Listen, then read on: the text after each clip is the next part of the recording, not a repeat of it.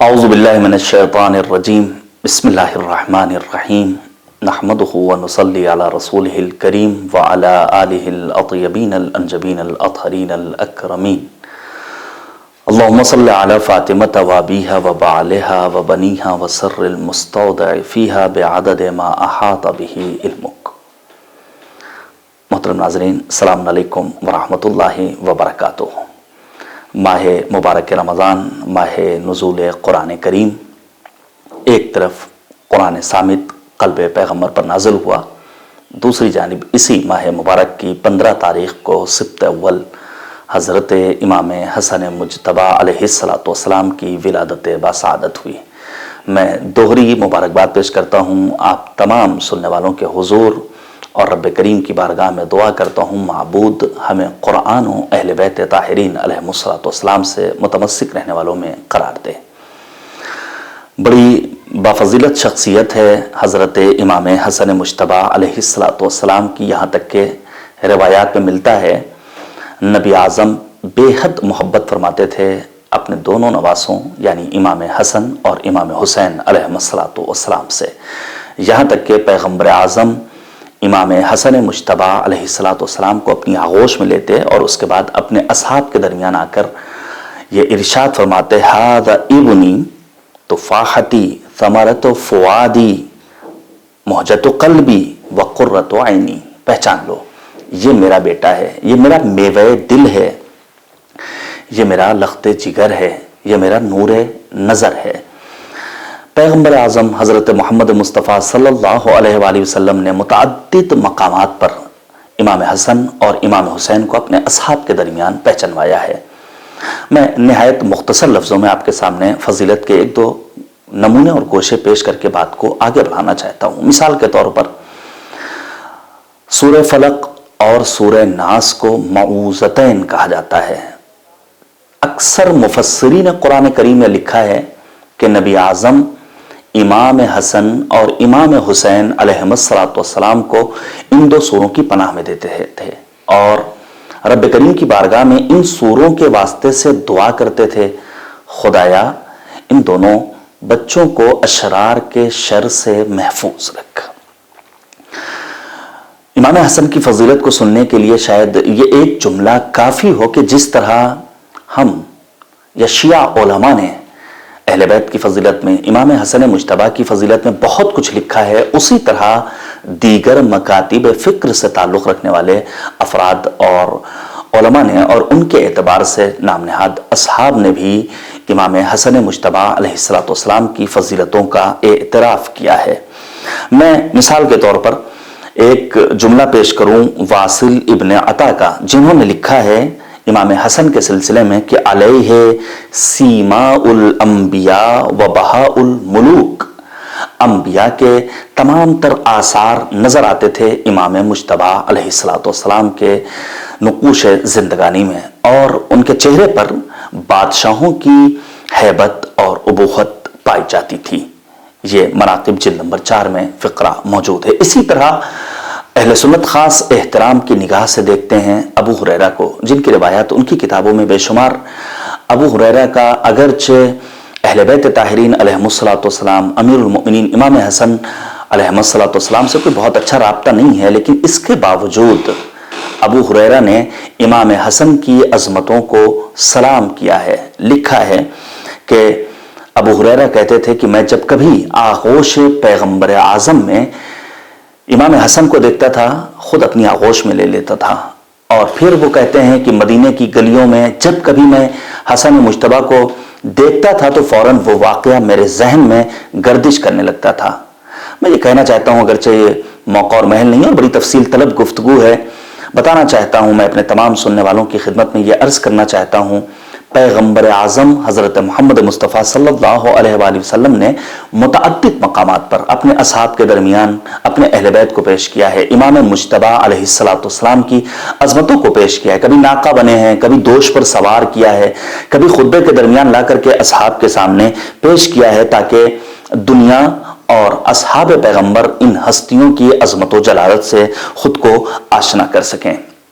میں نیمہ ماہ مبارک رمضان یعنی ولادت امام حسن مجتبی علیہ السلام کے پرمسرت موقع پر ایک اہم بات کی جانب آپ کی توجہ چاہتا ہوں، وہ ہے مسئلہ خدمت خلق کا۔ عموماً ہمارے ہاں انفرادی عبادتوں کو ہی عبادت سمجھا جاتا ہے، نماز، روزہ، حج، خمس، اس طرح کے واجبات کی انجام دہی کو لوگ سمجھتے ہیں یہی ہے عبادت پروردگار۔ یقیناً یہ عبادت پروردگار ہے، لیکن اگر غور کیا جائے، معصومین علیہم الصلوۃ کی روایات کا جائزہ لیا جائے تو آپ کو معلوم ہوگا کہ صرف اور صرف نماز، روزہ اور واجبات کی انجام دہی، یہی واجبات کی انجام دہی، یہی صرف اور صرف عبادات کے زمرے میں شمار نہیں ہوتے ہیں، بلکہ بسا اوقات لوگوں کی خدمت کرنا، لوگوں کی خدمت کے لیے بھی صرف مال و دولت کا خرچ کرنا نہیں، بلکہ بسا اوقات ان کی آبرو کی حفاظت کرنا، ان کا دفاع کرنا، ان کے وقار کو محفوظ رکھنا بھی عبادت پروردگار میں شمار ہوتا ہے۔ اسی طرح اگر ایک گھرانے میں آپس میں لڑائیاں ہیں، میاں بیوی آپس میں لڑ جھگڑ رہے ہیں، دو پڑوسی آپس میں لڑائیاں کر رہے ہیں، تو ان دونوں کے درمیان صلح کرا دینا بھی عبادت پروردگار ہے۔ اجڑتے ہوئے، بکھرتے ہوئے گھر کو، دلوں کو جوڑ دینا، یہ بھی عبادت پروردگار ہے۔ میں یہ کہہ سکتا ہوں کہ اگر علماء ان روایات کو یکجا کریں، ان روایات کی جمع آوری کریں جن میں ان مسائل کی جانب توجہ دلائی گئی ہے، دو دلوں کو جوڑنا، لڑائیوں کو ختم کرنا، آپسی میل و محبت کو پروان چڑھانا، تو یہ کہا جا سکتا ہے کہ مفاتیح الجنان جیسی ایک دوسری کتاب منظر عام پر آ جائے گی جس میں اس کام کی فضیلت اور اجر و ثواب کا تذکرہ پایا جائے گا۔ البتہ خدا سلامت رکھے، شاگرد امام خمینی جناب آیت اللہ العظمیٰ حضرت جوادیہ آمولی حفظہ اللہ کو، جنہوں نے کتاب ترتیب دی، بہترین کتاب، اب تک 10 کی تعداد میں ایڈیشن منظر عام پر آ چکے ہیں اس کتاب کے، مفاتیح الحیات کے نام سے، فارسی میں بھی ترجمہ ہے اور عربی متن بھی پایا جاتا ہے، اور ساتھ ہی ساتھ اردو زبان میں بھی اس کتاب کا ترجمہ ہو گیا ہے۔ بہرحال آپسی لڑائیوں کو ختم کرنا یہ بھی خدمت خلق کے زمرے میں آتا ہے۔ امیر کائنات، امیر بیان و سخن کا ایک فقرہ آپ کے سامنے پیش کروں۔ مولا کائنات فرماتے ہیں، یقول صلاح ذات البین افضل من عامت الصلاۃ والصیام۔ امیر المؤمنین نے فرمایا کہ دو لوگوں کے درمیان پائی جانے والی لڑائیوں کو، ان کے جھگڑوں کو ختم کر دینا 1 سال کے نماز روزے کی انجام دہی سے بہتر ہے۔ زیادہ ثواب اگر انسان کو چاہیے تو آپسی اختلافات کو ختم کرائے، یقین جانیے بہت ساری نیکیاں اس کے نام اعمال میں لکھی جائیں گی۔ میں آگے بڑھنا چاہتا ہوں تاکہ کچھ باتیں اور آپ کے سامنے پیش کروں۔ بسا اوقات ہمارے ہاں دعاؤں کی کتابیں پائی جاتی ہیں، مثال کے طور پر سید ابن طاؤس، شیخ طوسی علیہ الرحمہ نے دعاؤں کی کتابیں لکھی ہیں، لیکن اس جانب معمولاً توجہ کم رہی ہے، اور ہمارے بزرگ علماء سمیت معاصر علماء نے دعاؤں کی کتابوں پر زیادہ فوکس کیا ہے۔ آج بھی ممبروں سے زیادہ تر علاج بتایا جاتا ہے، جبکہ مرض کا سبب بیان نہیں کیا جاتا، جس کی نشاندہی کی ہے اہل بیت طاہرین علیہم السلام نے۔ اگر خود مرض سمجھ میں آ جائے اور مرض کا سبب سمجھ میں آ جائے تو یقین جانیے مرض خود بخود دور ہو جائے گا۔ ضرورت ہے ان موضوعات پر کام کیا جائے۔ میں ایک نہایت دلچسپ روایت پیش کرنا چاہتا ہوں جو نہایت اہمیت کے حامل روایت ہے۔ آپ جانتے ہیں ہم میں سے ہر انسان کی ایک آرزو ہے کہ کل قیامت کے دن ہمارا شمار انبیاء کرام علیہم السلام کے ساتھ ہو، ہمارا شمار صدیقین، صالحین، شہداء، اصحاب اہل بیت طاہرین علیہم السلام کے ساتھ ہو۔ کون نہیں چاہتا کہ اس کو حضرت ابراہیم خلیل خدا کا ساتھ نصیب ہو؟ کون ہے ایسا جو نہیں چاہتا کہ اسے عیسیٰ ابن مریم کا ساتھ قیامت میں نصیب ہو؟ اور کون ہے ایسا مسلمان جو نہیں چاہتا ہے کہ کل قیامت کے دن رسول اعظم حضرت محمد مصطفیٰ صلی اللہ علیہ وآلہ وسلم کا ساتھ نصیب ہو؟ ہم کربلائی ہیں، ہماری دلی آرزو ہے کہ کل قیامت کے دن جنت میں ہمیں سعید و زہیر کی ہم نشینی مل جائے۔ ہماری دلی تمنا ہے کہ ہمیں ابو ذر، مقداد، قنبر، سلمان جیسے اصحاب امیر المؤمنین کی ہم نشینی نصیب ہو جائے۔ امام حسن مجتبی علیہ السلام کی روایت ہے، البتہ دیگر معصومین علیہ السلام سے بھی یہ روایت منقول ہے، مثال کے طور پر امام جعفر صادق علیہ السلام سے، لیکن سر دست میں جس منبع اور جس مدرک سے روایت پیش کر رہا ہوں اس میں امام حسن مجتبی علیہ الصلوۃ والسلام کا تذکرہ ہے. آپ نے فرمایا من واس اخاہ بمال او جاہ او کلمۃ طیبۃ حشر مع الانبیاء والصدیقین والشہداء والصالحین وحسن اولئک رفیقا. لکھا ہے 3 کاموں کے ذریعے انسان قیامت کے دن شہداء، صالحین، صدیقین اور اصحاب کا ہم نشین بن سکتا ہے. شرط کیا ہے کہ انسان کے دل میں دوسرے انسانوں کا درد پایا جائے، اپنے بھائی کا درد پایا جائے، اور اس درد کو بانٹنے کے لیے وہ اپنے مال کو خرچ کرے، وہ اس کی عزت کی حفاظت کے لیے اپنے آپ کو قربان کر دے، اور اس کے بارے میں 2 میٹھے بول بولنے والا ہو. آپ ذرا تصور کیجئے کہ آنے والا آتا ہے بارگاہ امام میں اور آنے کے بعد کہتا ہے مولا میں مقروض ہوں، 1000 درہم چاہیے. مولا نے یہی تو اس سے کہا تھا میں 1000 درہم دینے کو تیار ہوں، لیکن تمہارے علاقے میں ایک ناصبی شخص ہے جو میرے جد امیر المؤمنین حضرت علی مرتضیٰ علیہ السلام کی دشمنی اپنے دل میں رکھتا ہے، تمہارے علاقے کے جوانوں کو منحرف کر رہا ہے. 2 آپشن ہے تمہارے پاس، یا یہ کہ مال و دولت لو اور جا کر کے اپنا قرض چکاؤ، یا یہ کہ میں تمہیں ایسی تعلیم دوں جس کے ذریعے جا کر کے اس سے مقابلہ کرو اور اپنی قوم اور اپنے علاقے کے جوانوں کو منحرف ہونے سے بچاؤ. بڑی پیاری بات کہی اس نے. واقعاً اس کے ہاں بصیرت تھی، اس کے ہاں شعور اور آگہی اور وجدان اور بیداری قلب پائی جاتی تھی. اس نے بے ساختہ کہا مولا مجھے وہ نسخہ تعلیم دیجئے جس کے ذریعے میں جا کر کے اس سے مقابلہ کروں، تاکہ اپنی قوم، اپنے قبیلے، اپنے علاقے کے جوانوں کو منحرف ہونے سے بچاؤں. قرض تو ادا ہوتا رہے گا. اس موقع پر امام مسکرائے، مسکرانے کے بعد کہا یہ پیسے بھی تمہارے 1000 درہم کم نہیں ہوتے ہیں، یہ درہم بھی تمہارے ہیں اور یہ نسخہ بھی تمہارا ہے، تاکہ جا کر کے میرے جد امیر کائنات حضرت علی مرتضیٰ علیہ السلام کا دفاع کر سکو. لہٰذا ہمیں جہاں اہل بیت طاہرین علیہم السلام کی عزت و آبرو کی حفاظت و پاسبانی کرنی ہے، ان کا دفاع کرنا ہے، اسی طرح دیگر مومن بھائیوں کے حق میں بھی دفاع کرتے ہوئے اپنے شب و روز کو بسر کرنا ہے. ایک بات اور عرض کرنا چاہتا ہوں، کیونکہ امام حسن نے فرمایا بِکَلِمَةٍ طَیِّبَةٍ، یہ خود ایک موضوع ہے، کیسی گفتگو مطلوب ہے. بس اوقات ہمارا جوان یہ سمجھتا ہے اسلام ایک خشک مذہب ہے. نہیں، اسلام خشک مذہب نہیں ہے. آپ پڑھیے سیرت نبی اعظم اور سیرت اہل بیت اطہار علیہم السلام کو. مثال کے طور پر پیغمبر اعظم کیا فرماتے تھے؟ انا امزح، مجھے مزاح پسند ہے. امام حسن مجتبی علیہ السلام کی سیرت میں ملتا ہے کہ آپ کے زمانے میں مدینے میں ایک شخص تھا جو مزاح کرتا تھا، اور اکثر امام حسن مجتبی اپنے اصحاب سے کہتے تھے جاؤ فلاں شخص کو بلا لاؤ، اس سے گفتگو کی جائے. ایک مرتبہ اس سے ملاقات ہوئی، اس سے پوچھا کیا حال احوال؟ وہ کہتا ہے مولا میں بڑا رنجیدہ ہوں. کیوں؟ کہتا ہے نہ خدا مجھ سے راضی ہے، اس کے بعد کہتا ہے نہ شیطان مجھ سے راضی ہے، اور نہ ہی میں اپنے نفس سے راضی ہوں. اس موقع پر امام حسن نے اس سے سوال کیا خدا کیوں نہیں راضی، شیطان کیوں نہیں راضی، تم خود اپنے آپ سے کیوں نہیں راضی؟ وہ کہتا ہے خدا نہیں راضی کیونکہ میں خدا کی تمام باتوں کو عملی جامہ نہیں پہناتا ہوں. وہ کہتا ہے میری اطاعت کرو. مکمل طور پر اطاعت نہیں کرتا.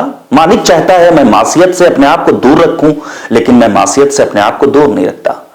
شیطان کیوں راضی نہیں ہے؟ کہتا ہے شیطان کی بھی مکمل میں اطاعت نہیں کرتا ہوں. شیطان کہتا ہے نماز نہ پڑھو، مسجد نہ جاؤ، لوگوں کے لیے حسن سلوک نہ کرو، اچھی باتیں نہ کرو، لیکن میں نماز بھی پڑھتا ہوں، مسجد بھی جاتا ہوں، حسن سلوک بھی کرتا ہوں، حسن کردار کا مظاہرہ بھی کرتا ہوں، لیکن مکمل طور پر اس کا میں اطاعت گزار نہیں ہوں. نفس آخر کیوں راضی نہیں ہے؟ وہ کہتا ہے نفس اس لیے راضی نہیں ہے کہ میرا نفس مجھ سے چاہتا ہے میں کبھی مریض نہ ہوں، مجھے کبھی بھوک نہ لگے، میں کبھی بوڑھا نہ ہوں، میں اس دنیا سے کبھی رخصت نہ ہوں، جبکہ مجھے مرنا بھی ہے، میں مریض بھی ہوتا ہوں، مجھے بھوک بھی لگتی ہے، اور میرے اوپر ضعیفی کے آثار بھی عیاں ہوتے ہیں.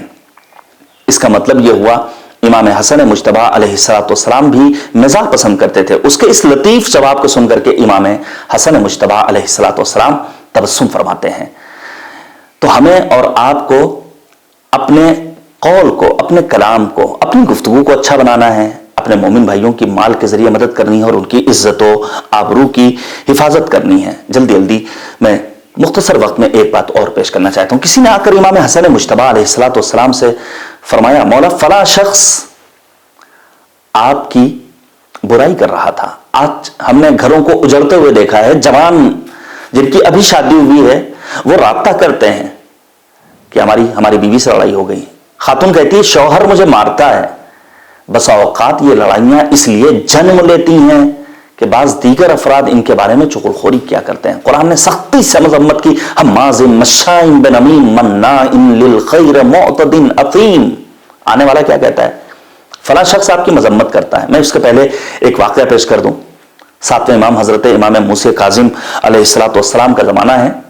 ہارون الرشید تخت خلافت پر ہے. امام کے پاس ایک شخص آتا ہے اور آنے کے بعد کہتا ہے کہ بغداد میں ہارون الرشید کے فلاں وزیر اور فلاں مامور کے پاس آپ کا ایک آنے والا جو بڑا دعویٰ کرتا ہے کہ میں امام کا چاہنے والا ہوں, میں امام کا مخلص ہوں, میں امام کا شیعہ ہوں, میں امام کا تابع ہوں, میں امام کا پیرو ہوں. جب ہارون الرشید کے اس مامور نے اس سے سوال کیا کیا امام موسیٰ کاظم کو اپنا امام مانتے ہو؟ وہ کہتا نہیں واللہ وہ میرے امام نہیں ہے. آ کر کے چغلی کی تھی. اسے توقع کے برخلاف جواب ملتا ہے. امام کاظم نے فرمایا, اس نے صحیح جواب دیا. اس حیرت ہوئی, مولا کیسے ممکن ہے؟ کہا تمہیں معلوم ہے قرآن کریم نے 2 طرح کے اماموں کا تذکرہ کیا ہے, امام نور اور امام نار.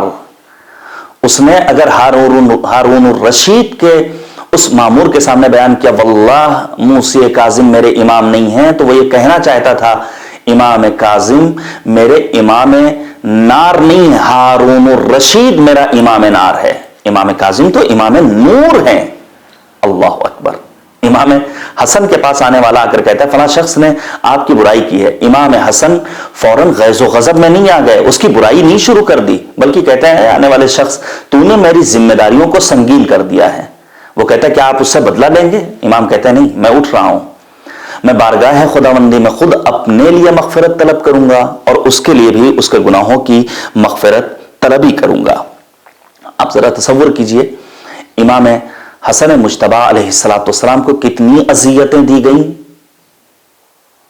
مذلل المؤمنین کہہ کر خطاب کیا گیا, لیکن امام حسن مجتبی علیہ السلام نے حلم کا مظاہرہ کیا ہے. تبھی تو آپ کو کریم اہل بیت اطہار علیہ السلام کہا گیا. ایک روایت امام فرماتے ہیں حلم 5 چیزوں کے اطراف میں گردش کرتا ہے. حلم یعنی بردباری, تواضع, انکساری. پہلی چیز کہ ایک عزیز کو ذلیل بنایا جائے. اللہ اکبر. ایک انسان اپنے قوم میں, اپنے قبیلے میں, دنیا میں عزت کی نگاہوں سے دیکھا جاتا تھا, آنے کے بعد آنے والا شخص اسے ذلیل, حقیر بنا دے. ایسے موقع پر علم کا اور حلم کا مظاہرہ کرنے والا انسان واقعی معنی میں عند اللہ محبوب ہے. مسلم ابن عقیل, تصور کیجئے 18,000 افراد نے بیعت کی ہے, لیکن یہی مسلم ابن عقیل کوفے کی سرزمین پر تنہا ہیں. عزیز کو ذلیل بنایا گیا, لیکن مسلم ابن عقیل نے حلم کا مظاہرہ کیا. آج بھی بہت سارے علماء ہیں جنہیں اللہ نے عزت دی تھی, سربلندی دی تھی, لیکن بعض افراد کی نادانی, جہالت اور ذاتی اناد, دشمنی کے نتیجے میں انہیں ذلیل بنایا جا رہا ہے. وہ اپنے حلم کا مظاہرہ کر رہے ہیں اور ایسے افراد یقیناً عند اللہ محبوب ہیں. اس کے بعد فرمایا کہ ایک سچے انسان کو تہمت کا سامنا کرنا پڑے. یہ بہت اہم ہے کہ ایک سچا انسان متہم ہو. امام صادق کے دور کا واقعہ ہے. مسجد النبی یا مسجد الحرام میں امام نماز پڑھ رہے ہیں, وہاں پر ایک شخص استراحت کر رہا ہے. اچانک وہ اٹھتا ہے, کیا دیکھتا ہے کہ اس کا تھیلا موجود نہیں ہے. آتا امام کے پاس اور آنے کے بعد کہتا ہے میرا وہ تھیلا کہاں ہے؟ اس میں میرے 1000 درہم تھے. امام نے کہا میں نمازیں پڑھ رہا تھا, مجھ سے کیا مطلب ہے, میرا کیا واسطہ؟ وہ کہتا ہے نہیں آپ نے لیا ہے. امام نے حکم دیا فلاں جگہ سے 1000 درہم لائے جائیں, اس کے سپرد کیا جائیں. وہ 1000 درہم لیتا ہے اور پھر چلا جاتا ہے. کیا امام حسن مجتبی علیہ السلام کہ اس فرزند یعنی جعفر صادق علیہ السلام نے وہ پیسے لیے تھے؟ معاذ اللہ. گھر پہنچتا ہے اور وہاں راستے میں اس کے تمام ساتھیوں نے ایک ہی بات کہی تھی, اگر نہ لیا ہوتا تو واپس کیوں کرتا. گھر پہنچ کر اس کے ساتھی اس کا تھیلا واپس کرتے ہیں. وہ کہتا ہے نہیں, ہمیں جانا ہوگا اور جا کر کے اس شخص کو پیسے واپس کرنے ہوں گے. پہنچتا ہے امام صادق کی خدمت میں. امام صادق فرماتے ہیں ہم اہل بیت کی شان کریمی کے خلاف ہے, ہم جو دے دیتے ہیں اسے واپس نہیں لیا کرتے ہیں. تو حلم کا مظاہرہ کہاں کرنا ہے؟ انسان سچ بولے اور اس کے اوپر تہمت لگائی جائے تو ایسے موقع پر انسان کو اپنے حلم کا مظاہرہ کرنا چاہیے. اس کے بعد امام فرماتے ہیں کہ لوگوں کو حق کی طرف دعوت دی جائے اور پھر اسے خفیف بنایا جائے, اسے حقیر بنایا جائے. آج ہیں ایسے افراد جو دین کی خدمت کے لیے، دین کا پیغام پہنچانے کے لیے حقیقت میں تعلیمات علوی اور تعلیمات اہل بیت طاہرین علیہ الصلوۃ والسلام کی ترویج کے لیے زحمتیں کرتے ہیں، شب و روز انتھک کوششیں کرتے ہیں تاکہ دین کا صحیح پیغام، اسلام ناب محمدی کے پیغام دنیا تک پہنچے، لیکن ایسے ہی افراد کو گالیوں کا بھی سامنا کرنا ہوتا ہے۔ لیکن میں صرف اتنا کہنا چاہتا ہوں کہ جب ایک روزے دار کو گالی ملتی ہے تو وہ روزے دار حدیث نبوی کی روشنی میں ایک جملہ کہتا ہے، انی صائم سلام علیک، میں روزے دار ہوں، میری طرف سے تمہارے لیے سلامتی کی دعا کے سوا کچھ اور نہیں ہے۔ پھر فرمایا کہ بغیر کسی جرم کے، بغیر کسی خطا کے انسان کو اذیت دی جائے، ایسے موقع پر انسان اپنے علم اور اپنی بردباری کا مظاہرہ کرے۔ آخری بات کہ جہاں پر انسان لوگوں کو حق کی طرف بلائے، حق کی طرف طلب کرے، حق کی دعوت دے اور اس کی مخالفت کی جائے، ضرورت ہے میرے عزیز سننے والوں، میں اپنے جوان دوستوں سے، اپنے جوان بھائیوں سے گزارش کروں گا، اپنے فکری شعور کو بلند و بالا کیجئے، حق اور باطل میں تمیز پیدا کرنے کی صلاحیت پیدا کر لیجئے، خود معلوم ہو جائے گا کہ کون ہے وہ لوگ کہ جو دین کی ترویج کے لیے شب و روز زحمتیں کر رہے ہیں، کون سے ہیں وہ ذریعے، کون سے ہیں وہ ذرائع ابلاغ جن کے ذریعے حقیقت میں دین محمدی کے پیغامات کو پہنچایا جا رہا ہے۔ ماہ مبارک رمضان میں کی جانے والی تمام عبادتوں کی قبولیت کے لیے بارگاہ خداوندی میں دعا کرتے ہوئے ایک دعا کرتا ہوں، رب کریم تجھے واسطہ ہے، کریم اہل بیت، سبط اول، سبط اکبر، حضرت امام حسن مجتبی علیہ السلام کا معبود، اس مہینے میں کی جانے والی ہماری ناچیز عبادتوں کو اپنی بارگاہ میں قبول و منظور فرما، دین اسلام کی ترویج کے لیے جس ذریعے سے، جس راستے سے جو جن کاموں کو انجام دے رہا ہے معبود، انہیں اپنی بارگاہ میں بنحو احسن قبول فرما۔